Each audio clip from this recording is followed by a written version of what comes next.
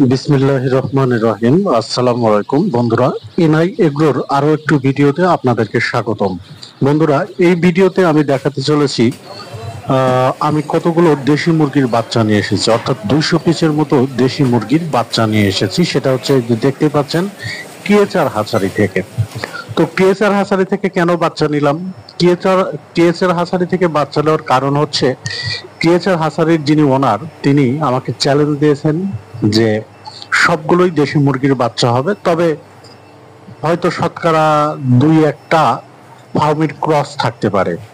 এই চ্যালেঞ্জকে সামনে রেখে কিন্তু আমি টিএচআর হাসারি থেকে 200 দেশি মুরগির বাচ্চা নিয়ে এসেছি।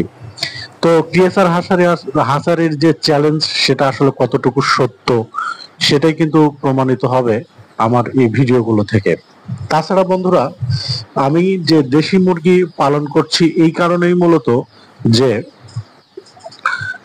অনেক শোনা যায় যে দেশি মুরগি পালন করে অনেকে লাভবান হচ্ছেন না, বরং লসের সম্মুখীন না হলেও দেখা যাচ্ছে যে প্রফিট সেরকম হচ্ছে না। আসলে বিষয়টি কতটুকু সত্য, তাই আমি 200 পিস দেশি মুরগি নিয়ে এসেছি। এই 200 পিস দেশি মুরগির সম্পূর্ণ টোটাল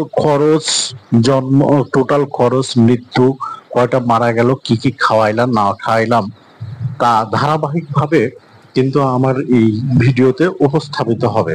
অর্থাৎ আমার এই এনআই এগ্রোর দেশি মুরগি পালনের পর্বগুলো যদি আপনি দেখেন, তাহলে ধারাবাহিকভাবে বুঝতে পারবেন যে আসলে দেশি মুরগি পালন করা কতটা সহজ, আবার কতটা কষ্টসাধ্য, আবার কতটা লাভজনক, আবার লাভজনক কিনা, দেশি মুরগি পালন করতে আসলে কিরকম প্রসেসিং এর দরকার হয়, সব মিলিয়ে আমি কিন্তু ভিডিওগুলো উপস্থাপন করব। তো সবার অনুরোধ রইল, সঙ্গেই থাকবেন।